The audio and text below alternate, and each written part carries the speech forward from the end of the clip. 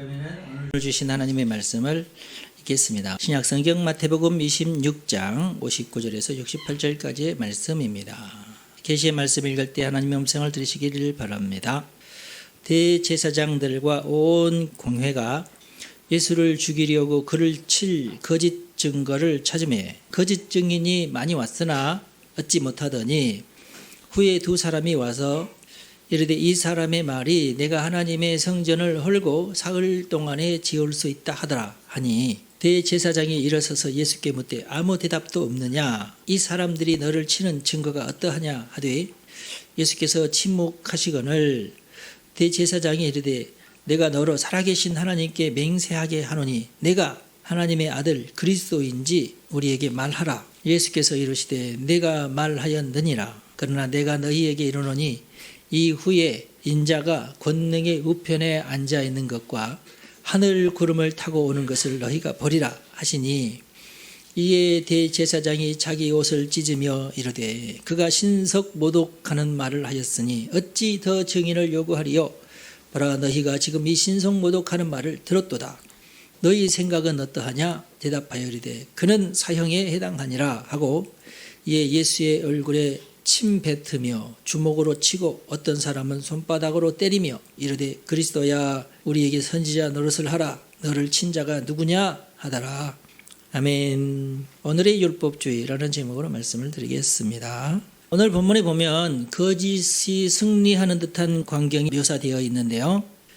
분명히 예수님은 진실을 말씀하시고 대제사장과 거짓 증인들은 거짓에 대해서 아주 당당한 모습이 나오고 있죠. 이들이 당당한 이유는 자신이 지키고 싶은 기득권에 대한 열정이 강력하기 때문입니다. 기득권의 목을 매지 않고 진리의 목을 매야 됩니다. 당연히. 그런데 이제 사람들이 그게 좀 쉽지 않다고 생각을 하죠. 당연한 건데. 그래서 대제사장 무리들은 어떻게 해서든지 거짓 증인들을 내세워서 예수를 죽일 꼬투리를 잡으려고 합니다.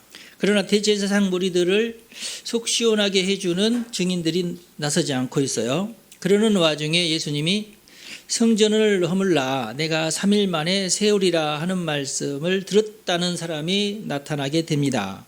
어떻게 보면 이 증인이 사실대로 증언한 것 같지만 약간 차이는 있어요. 예수님께서 너희가 성전을 헐면 내가 3일 만에 세우겠다는 그런 워딩이었는데 자기가 성전을 헐고 3일 만에 세우겠다고 했습니다. 이렇게 예수님이 스스로 헐겠다는 뜻이 아니라 너희들이 헐면 내가 세우겠다는 뜻이었는데 근데 물론 이제 우리가 잘 알다시피 그건 예언적인 발언이죠. 너희들이 나를 죽일 것인데 내가 3일 만에 다시 부활하리라 라는 말을 성전에 빗대어서 하신 말씀이에요.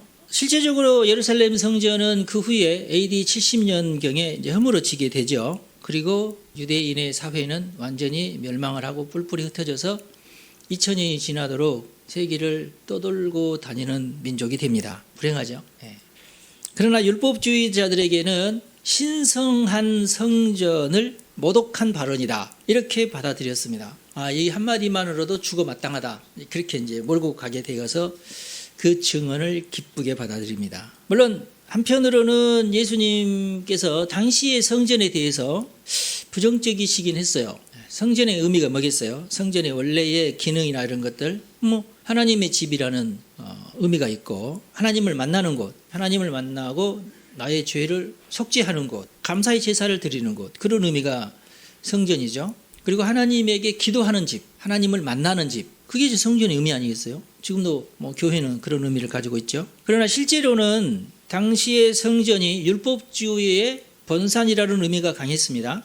예수님이 보실 때에는 제사장의 후예들인 사두개인들, 이 사두개인들에 의해서 제사가 장악되고 있었어요. 그래서 당시의 기록에 보면은 날마다 제사가 드려졌는데 제사장의 무리도 수천 명이고 그래서 어마어마하게 많은 제사가 그 제단을 중심으로 성전을 중심으로 이루어진 거예요. 어마어마한 경제적인 어떤 규모죠. 그리고 바리새인들이 원래 사두개인과 바리새인들은 서로 적이었는데 예수를 죽일 때는 같이 합작을 하게 돼요.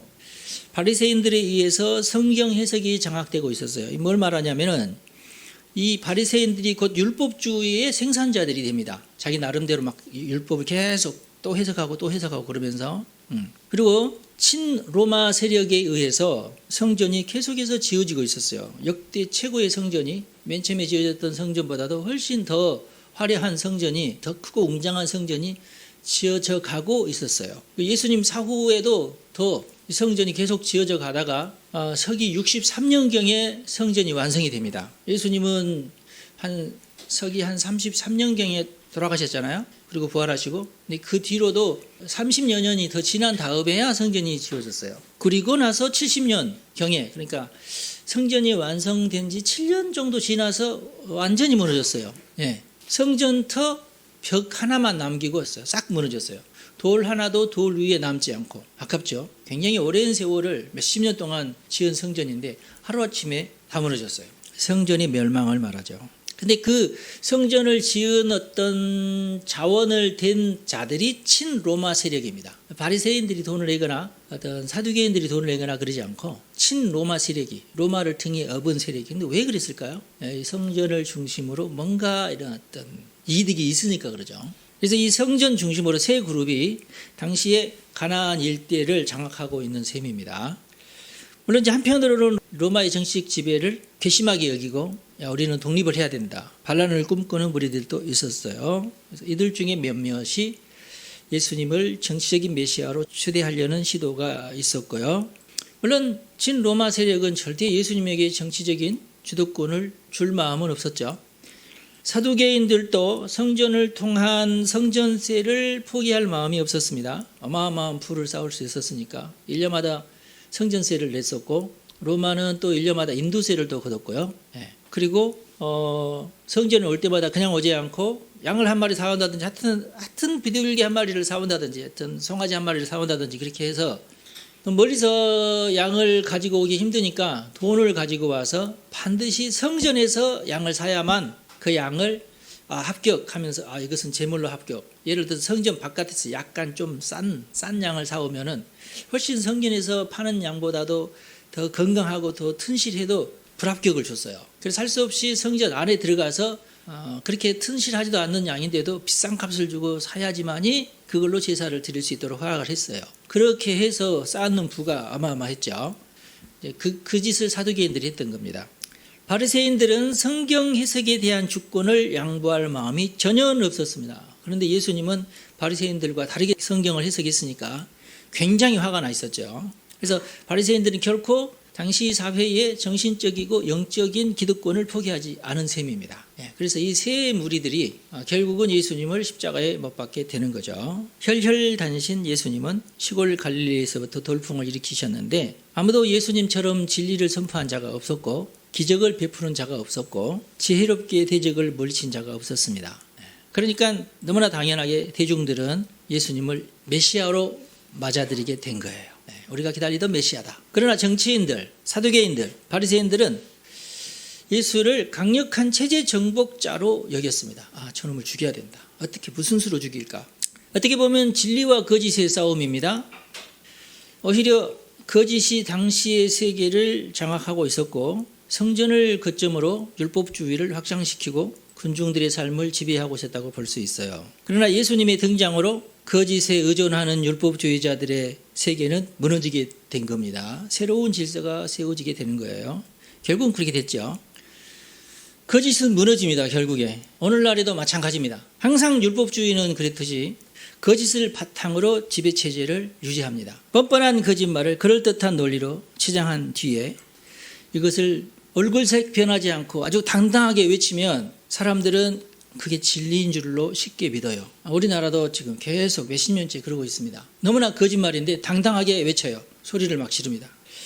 대중들은 딱히 반박할 말도 떠오르지 않고, 만약 반박했을 경우에 생기게 되는 그런 논란에 휩싸이고 싶지 않아서 대부분의 사람들은 다 그러려니 합니다. 이게 참 끔찍한 일이죠. 오늘날에도 그럴듯한 거짓말이 정치인들의 사냥감이 돼. 이제 너무 다급해진 것 같아요. 지금 현재 정치인들 너무 다급해서 옛날에는 그래도 이 정도까지 거짓말을 가지고 놀진 않았는데 요즘 정치인들은 아예 대놓고 거짓말을 가지고 놀다가 망하게 되지 않았나 싶어요. 항상 그랬지만은 정치인들은 거짓말 사냥꾼들입니다. 어떻게든지 그럴듯한 거짓말을 찾아서 그걸 가지고 이슈를 만들어서 터뜨리는 거예요.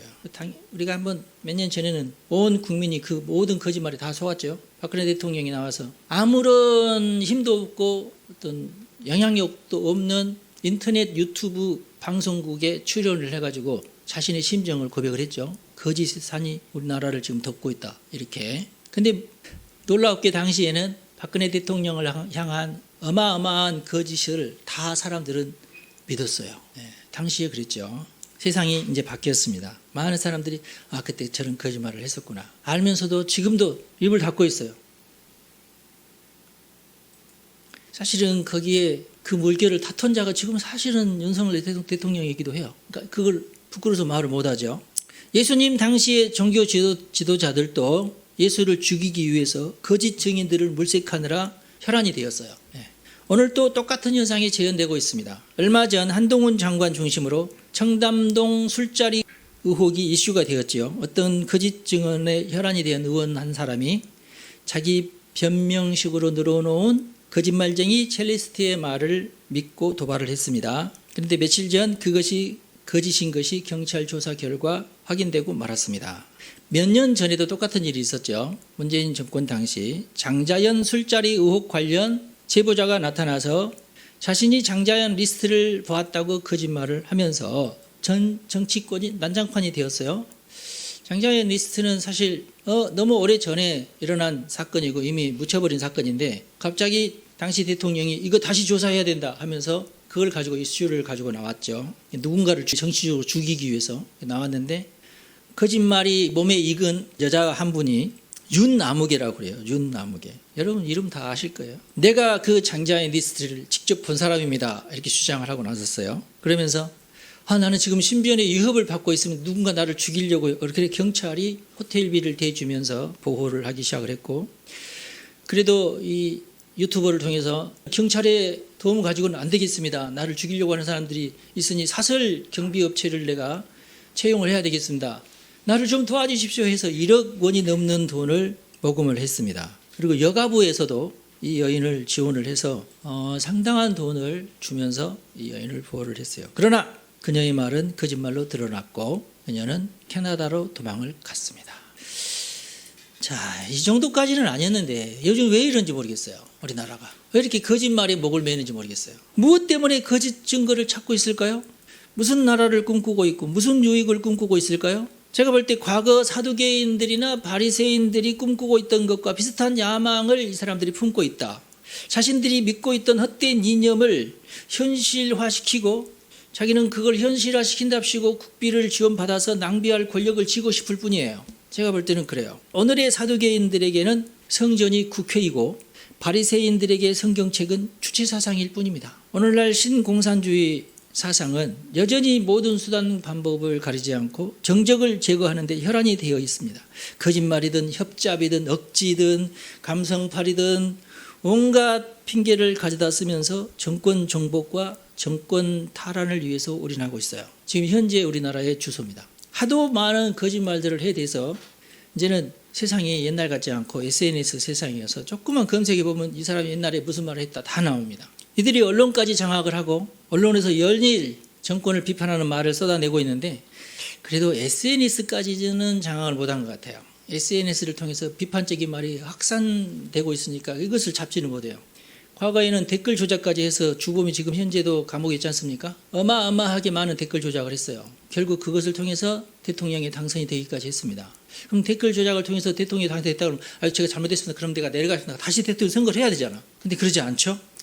나중에 알고 봤더니 이 사람이 어떻게 잡혔어? 댓글 조작을 하고 댓글 조작을 해준 대가를 요구했는데 안 줬죠?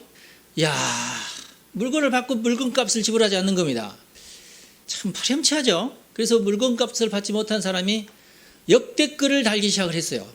그래서 당시에 법무장관 이게 왜 이런 댓글이 나오지? 이게 좀 이상한데? 요즘 여론이 왜 이러지? 조사해봐. 그랬더니 옛날에 자기를 도왔던 사람이 이제 자기들을 이제 방해하는 댓글을 다니까 그것이 들통이 나버린 거예요.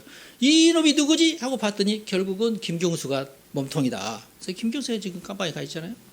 지금 이런 식이야 다들. 다 거짓말입니다. 지금 중국도 과거 같지 않아요. 월드컵 경기장을 중국 사람들이 다 지어줬다고 합니다. 지금 카타르 경기장을. 그래서 중국에서는 월드컵 바람을 일으키고 있는데, 문제는 중국인들이 월드컵을 보는데 저 사람들은 다 마스크 안 끼고 월드컵 다 구경하고 있어. 우리는 마스크 끼고 있고. 화가 났어, 중국인들이. 왜 이러느냐. 그래서 중국에서는 원래 인터넷을 나라에서 막았잖아요. 다른 자기들이 보여주는 것만 보지 다른 것은 보지 못하게 막아놨는데, 요즘 VPN이라고 하는 기술이 생겼어요. 우회해서 다른 인터넷에 접속하는 기술이에요. VPN을 통해서 엉뚱한 정보에 접근하려고 하지 마세요. 여러분의 정보가 다 틀릴 수 있어요. 우리 VPN은 안전합니다라고 말하는 그 VPN이 안전하지 않아요. 그 사람들이 여러분의 휴대폰에 있는 모든 정보를 다 빼서 팔아먹습니다. 중국 사람들은 세계 정보를 알기 위해서 VPN에 접속을 하는데, 우리나라 사람들은 악한 정보를 제공하는 업체에 몰래 들어가기 위해서 VPN을 이용하는데, 그 VPN을 제공하는 업체가 악한 업체예요. 다 빼갑니다, 여러분의 정보를. 세상이 많이 바뀌었습니다. 그래서 뭐가 진실인지 뭐가 거짓인지 정확하게 구별하려고 하지 않으면 어려워졌어요. 본인이 노력을 해야 됩니다. 진실은 쉽게 땅에 묻힙니다. 스스로 땅을 파고 진실을 파헤치려는 노력이 없으면 진실은 잊혀집니다. 반면에 거짓은 오히려 적반하장입니다. 뻔뻔하게 자신을 위장하고 감성 발휘하고 들켜도 변명을 해버리고 대중이 현혹할 만한 이야기를 재생산합니다. 자꾸 거짓말을 막 부풀리고 또 거짓말하고, 거짓말의 특징이 거짓말을 덮기 위해서 거짓말을 만들고, 그 거짓말을 또 덮기 위해서 또 거짓말을 또 만들어냅니다. 모든 이단들이 그런 짓을 합니다. 2022년도가 이제 마감이 되니까 2020년 1월 달에 만든 거짓말이 이제 들통이 나게 생겨서 2023년이 되면은 2022년도의 거짓말을 덮고도 남을 만한 거짓말을 또 만들어내야 됩니다. 그게 이단들이에요. 근데 뭐 이단뿐만 아니라 모든 거짓말장애들이 그런 식으로 거짓말을 확대지 생산합니다. 그러면 왜 거짓말이 잘 팔리냐? 선정적이고 선동적이고 대중이 듣고 싶어하는 말과 표현을 잘 활용하는 방법을 알기 때문에 그렇습니다. 진리는 그런 방법이 필요 없어요. 그냥 진리는 진리 그 자체니까. 그 진리 자체에다 뭔가 다른 것을 첨가하는 순간 진리가 아니기 때문에 진리는 그냥 그 진리 자체로만 선포를 합니다. 근데 거짓을 선포할 때 들통나지 않게끔 해야 되기 때문에 온갖 화려한 말을 거기에 뒤집어 씌웁니다. 그렇게 돼 있어요. 그 거짓이 만약에 그런 화려한 것이 없으면 주목을 받지 못하기 때문에, 그런 것을 너무나 잘 알고 있기 때문에 온갖 잔머리를 굴려가면서 대중을 속일 방법을 찾아냅니다. 저는 이것을 이념으로 가스라이팅 당하는 것이라고 생각을 합니다. 지금 현재 세상은 이념으로 가스라이팅 당하고 있다. 그래서 이 이념으로 가스라이팅 당하지 않으려는 시민은 진실과 진리를 찾는 데 필요한 노력을 게으리 하면 안 됩니다. 학교에는 급식충이 있다면 도시에는 거짓말충이 있어요. 급식충이라면 학교에 공부는 안 하고 밥만 먹으러 가는 학생을 급식충이라 그럽니다. 도시에는 거짓말충이 있어요. 하루하루 거짓말을 믿으면서 거짓말이 좌표 찍는 사람을 증오하는 힘으로 살아갑니다. 미워하는 힘으로. 비난하고 비아냥거리는 재미에 빠져서 사는 시민이 되면 안 됩니다. 진실과 진리를 탐구하고 진리의 좁은 길을 가는 것을 기뻐하는 시민이 돼야 됩니다. 거짓이 선동하는데 현혹될 것인가? 겸손하게 자신을 돌아보면서 진리 대신 예수님께서 제시하신 좁은 길을 걸어갈 것인가? 거짓의 산에 함께 올라타서 이것이 대세라고 하면서 자신의 이익을 도모하고 많은 사람들이 혹시 나를 비난하지 않을까? 만약에 내가 이 대세에서 다른 말을 하면은 사람들이 나를 어떻게 볼까? 그렇게 두려워하면서 살아요. 진리의 편에 살아야 됩니다. 정의로운 삶을 살아야 됩니다. 하나님께 부르짖으며 하나님의 영광과 하나님의 주권을 믿고 하나님의 심판을 믿고 다시 오실 예수님을 기다리면서 하나님의 나라에서 살고 새 하늘과 새 땅을 소망하면서 그렇게 살아야 됩니다. 진리의 사람들이 돼야 됩니다. 거짓으로 범벅이 된 이념 율법주의는 결국 사회를 마비시킬 것입니다. 현 정권은 거짓으로 범벅된 이념 율법주의에 대해서 용감하게 맞서려고 하고 있어요. 그게 다른 정부와 다른 점입니다. 제가 볼 때는 그래요. 지금 화물연대가 너무나 이상한 주장을 하고 있잖아요. 이제는 대부분의, 저도 아주 이렇게 얘기한 지 몇 년이 됐지만은 지금 많은 사람들이 이제 이걸 알고 있어요. 저놈들이 나쁜 놈들이다. 저놈들이 지금 너무나 이상한 지금 요구를 하고 있다. 지금 나라에서 강경하게 나가고 있습니다. 법적으로 나가겠다. 한 번도 그런 적이 없는데 이번에도 절대로 법을 들이대지 못할 것이다. 아마 법이 있는지도 모를 것 같아요. 그런데 법이라고 하면은 잘 아는, 나쁜 놈들이라고 하면은 잘 잡아내는 검사 출신이 대통령이 되는 바람에 법으로 오니까 이것은 나쁜 짓이야 하면서 법으로 밀고 나갔어요. 그래서 굉장히 많은 사람들이 여기에서 두려움을 느끼고 빠져나가는 지금 추세예요. 앞으로 계속 그럴 것 같아요. 여러분, 이념율법주의는 사회를 마비시킵니다. 지금 이념율법주의에 이미 초토화가 된 유럽, 네덜란드, 덴마크 이런 나라들이 지금 현재 정말 마비된 그런 나라가 돼버렸어요. 그 소식, 거기에 있던 선교사들이 이제 들려오는 소식을 들어보면 참 과거 아니에요. 어떤 이런 나라가 다 있나 싶을 정도로. 지금 영국도 그러잖아요. 한때는 성결했지만 성령의 생명력이 사라져버린 복음주의, 율법주의가 있어요. 이 사람들은 내가 볼 때 과거의 열정과 불씨만 뒤적거리면서 지금 살고 있지 않느냐. 오늘날 율법주의는 이념율법주의입니다. 거짓이 거대한 산이 되어서 거짓을 삶의 기준으로, 법의 기준으로 삼고 속이는 기술로 여론을 만들고 공정하지 않는 표준을 세우고 그것으로 억지를 부리고 사람들을 선동하고 또 가스라이팅을 하고 있습니다. 오직 하나님의 사람들은 진리에 굳건히 서고 무엇이 거짓인지, 그것이 왜 거짓인지, 무슨 목적으로 거짓을 전파하는지 그 저의를 파악하고 거기에 넘어가지 않기 위해서 영적으로 깨어 있으면서 진리와 거짓에 대한 분명한 분별력을 키우고 자신의 삶의 자리에서 정의를 선택하고 도움이 필요한 자들을 돕고 낙심한 자들을 위로하고 선한 영향력으로 성령의 촛불이 되어서 오실 주님과 하나님의 나라를 소망하면서 살아가시기를 바랍니다. 그것이 이 시대를 살아가는 우리 크리스찬의 본분이 아닐까 봅니다. 여러분, 나라를 위해서 기도해 주시기 바랍니다. 우리나라는 평화적으로 통일을 이루어야 됩니다. 그래야 우리나라뿐만이 아니라 세계가 삽니다. 영적으로 볼 때 온 세계의 진실을 갈망하는 사람들이 한국을 주목하고 있습니다. 한국이 잘해야 됩니다. 지금 현재 한국은 이념율법주의와의 전쟁터가 되었습니다. 현 정부가 목숨을 걸고 지금 싸우고 있습니다. 그러나 여러분, 우리도 열심히 기도하고 이념율법주의가 더 이상 확산되지 않도록 우리가 성령으로 충만해서 막아서야 됩니다. 여러분, 축복합니다. 여러분이 살고 있는 삶의 자리에서 여러분 주변에서 만나는 사람에게 진리의 말씀을 전하고 율법주의를 타파하는 여러분들이 되시기를 간절히 바랍니다. 기도하겠습니다. 우리 하나님 감사합니다. 우리 성도들 이 시간 축복합니다. 어디에서 무엇을 하든지 하나님의 사람들이 되게 하시고 진리에 굳건히 서게 하여 주옵소서. 지혜를 주시고 분별력을 허락하여 주어서 무엇이 거짓인지 무엇이 진실인지 그 거짓의 저희가 무엇인지 간파하고 거기에 넘어가지 않기 위해서 영적으로 깨어있게 하여 주옵소서. 우리 하나님 성령님께서 임하여 주시어서 분별력을 허락하여 주시고 자신의 삶의 자리에서 정의를 선택하게 하시고 도움이 필요한 자들을 돕고 항상 선을 행하고 낙심한 자들을 위로하고 성령의 촛불을 끄지 않고 하나님의 나라를 소망하면서 살아가는 우리 성도들이 되게 하시고 그들을 모든 심판으로부터 건져주시고 꼭 하나님의 나라에 들어갈 수 있는 우리 성도들이 다 되게 하옵소서. 우리 주 예수님의 이름으로 축복하고 기도 올리옵나이다. 아멘. 여러분 축복합니다.